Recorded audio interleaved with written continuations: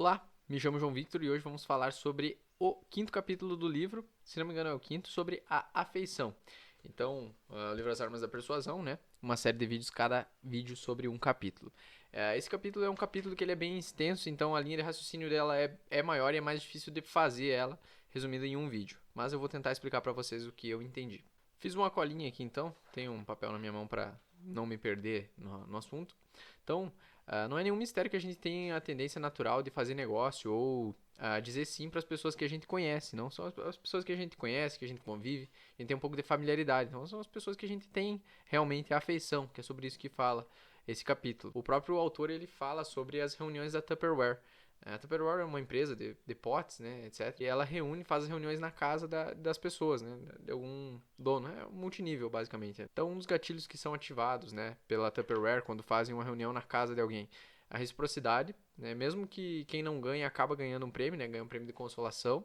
E quem ganha também ganha prêmios melhores. Também é acionado o gatilho do compromisso. Então, as pessoas que já têm produtos da Tupperware, elas são pedidas, né, para que elas falem sobre os produtos, os benefícios que os produtos que elas já têm. Então elas ficam com aquele compromisso mental, isso tudo é subconsciente, e isso faz com que elas comprem mais cada vez mais, tá? O terceiro gatilho que acaba sendo ativado é o da aprovação social, né? Mais pro fim da reunião, as pessoas começam a comprar, e então as pessoas começam a perceber, todo mundo está comprando, então talvez seja o certo a fazer, talvez seja o correto socialmente, né? Aceitável eu comprar. Então esse é um gatilho também que está presente. Porém, o último gatilho e é o mais importante, é o da afeição. Por que ele está ativo nesse caso da reunião da Tupperware, que as pessoas vão, jogam bingo, se não me engano? É porque dentro da casa ali, a casa que aquelas pessoas estão é de algum conhecido. Então, um conhecido te ligou e te convidou para participar. Então, você tem familiaridade com essa pessoa. Né? Você conhece ela, você confia nela. A tendência de você dizer sim quando ela pedir para você comprar é muito maior do que se for por apenas um vendedor. Né? Mais para frente no livro, fala-se também sobre Joe Girardi, um vendedor de carros. Né? Por 12 anos ele foi um dos melhores vendedores de carro de Detroit. E, segundo ele, o segredo para vender bem era unir um vendedor que você gosta com um preço que você acha justo. Mais para frente ele analisa ali um fator que ele acredita que seja o motivo real da compra, da compra desses clientes, mas antes disso ele coloca ali alguns dados, né, alguns aspectos que fazem com que influenciem sim positivamente, isso com respaldo científico, tá? Estudos. Um desses estudos fala sobre o físico, né? Então a forma física da pessoa, a beleza dela, faz com que a gente veja ela com outras características. Por exemplo, a gente tem uma tendência natural de achar a pessoa bonita um pouco mais honesta, mais inteligente, mais bondosa. Isso tudo subconscientemente, tá? Não é nada. Aquela pessoa lá é bonita, então naturalmente ela vai ser mais inteligente. Não é assim que funciona, é tudo subconscientemente. O fato é que tem alguns estudos que comprovam que realmente isso impacta em como a gente vê as pessoas e tende a dar algumas regalias a mais para essas pessoas. Então, isso está presente na política, na questão de contratação, a questão salarial. As pessoas mais bonitas têm a tendência a ganhar mais. Bonita, relativo, né? Mas as pessoas mais bonitas tendem a ganhar mais. E também em processos judiciais, tá? As pessoas que são mais bonitas, elas têm a tendência a receber penas mais leves do que as pessoas julgadas feias. Uma outra questão que pode impactar nisso, nas decisões, é a semelhança. Então, a semelhança pode ser qualquer coisa, desde a forma de se vestir, a forma de falar, grupos que você frequenta, até mesmo questão política. Isso pode fazer você ter mais confiança na pessoa e pode fazer o resultado final das tuas vendas, por exemplo, ser um pouco maior. Então, você tende a comprar mais de pessoas que são parecidas com você ou que já estiveram em situações semelhantes à sua. Agora, chegando na parte do segredo do Joe Girardi, segundo Robert Cialdini, o segredo dele são os elogios. Basicamente, o Joe Girardi ele enviava mais de 13 mil cartões de visita, se não me engano. Todo mês ele enviava um cartão para os clientes dele, ele tinha mais de 13 mil clientes, né? Então, basicamente, o cartão dizia eu gosto de você, né? O I like you, e assinado com o nome dele. Então, basicamente, seria isso, né? Ele elogiando a pessoa fazia com que ela tivesse a tendência de comprar mais dele, né? Interessante também mencionar que foi feito um estudo em que elogiava a pessoa antes de pedir um favor e outro só pediu o favor, sem elogiar.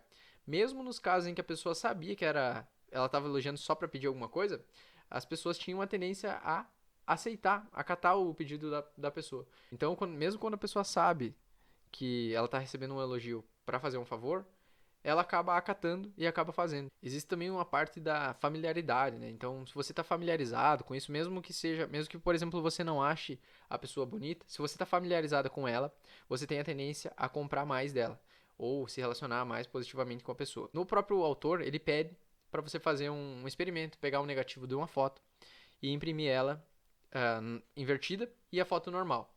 Você vai ter a tendência a gostar mais da foto invertida, e se você pedir para algum amigo, um parente seu, ele vai gostar mais da foto normal, pois é assim que essa pessoa vê você. Ela vê você como você é, né? E você só se enxerga invertido. Então é por isso que você tem a tendência a escolher aquilo que você tem mais familiaridade. Também isso é um fator muito importante. Se você está familiarizado com algo, além de ser semelhante, vai ajudar muito num processo de compras, por exemplo. E por fim, um último fator é o fator do condicionamento e da associação. No começo do capítulo ele fala sobre um meteorologista que procura ele, pois ele está cansado de pessoas xingarem, ameaçarem ele simplesmente porque vai chover ou porque vai fazer muito calor. Então todo mundo sabe que quem encomenda o tempo não é o meteorologista, ele apenas comunica os fatos. E mesmo assim as pessoas têm a tendência a ameaçar ele, xingar na rua e etc. Teve gente que até ameaçou esse meteorologista aqui, que tá no livro, de morte. Então, é algo que não faz sentido à primeira vista, porém a gente observa isso em vários setores da nossa vida. Principalmente, até um exemplo interessante de dar, é o mensageiro de guerra. O mensageiro, se ele traz notícias boas, né, da vitória, ele vai comer abundantemente, vai poder descansar, diferentemente se ele trouxer uma notícia da perda da guerra, que ele nesse caso seria muito provavelmente morto. Era assim que as coisas funcionavam antigamente. Isso acontece porque o nosso cérebro inconscientemente ele vai assimilar essas informações dessa forma. Um outro bom exemplo disso é sobre a sineta de Pavlov, que até consta no livro. A sineta de Pavlov foi um estudo feito, né, pelo Pavlov, que é um russo, que associava a alimentação de um cachorro com a sineta. Então, toda vez que o cachorro era alimentado, tocava-se a sineta e, após um tempo, né, automaticamente ao ouvir a sineta ele começava a salivar. Isso acontece porque o cérebro associa que a alimentação está ligada à sineta. Porém, a parte mais importante do estudo aqui não é sobre Pavlov, mas sim Gregory Hazran. Foi um estudioso que fez em 1938 um estudo onde ele afirmou que era possível fechar mais negócios após em uma refeição, né? Então, por que isso acontece? Geralmente a comida está associada a boas sensações, a satisfação e etc.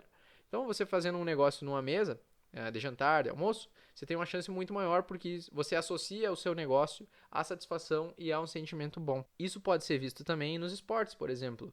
Eu moro em Chapecó, aqui na cidade tem a Chapecoense, né, que é um time local. Então, é possível. Eu, por exemplo, não torço para futebol, mas se eu torcesse para Chapecoense, quando eles ganhassem, eu falaria: nós ganhamos de 2-0, ou o nosso time ganhou. Ou, se o time perdeu, então eu falaria: eles perderam, ou o time perdeu. É muito notório o fato de que as pessoas trazem o nós para a vitória. Todo mundo quer ser amigo do vitorioso, ninguém quer ser o amigo do derrotado, né? Então, basicamente é isso. Esse capítulo ele é bem extenso e a cronologia dele é difícil de manter uma linha de raciocínio, ainda mais resumindo aqui como eu estou fazendo para vocês, tá? Se você gostou desse vídeo, então, deixa um like, se inscreve no canal para receber mais vídeos como esse. E é isso. Valeu, falou!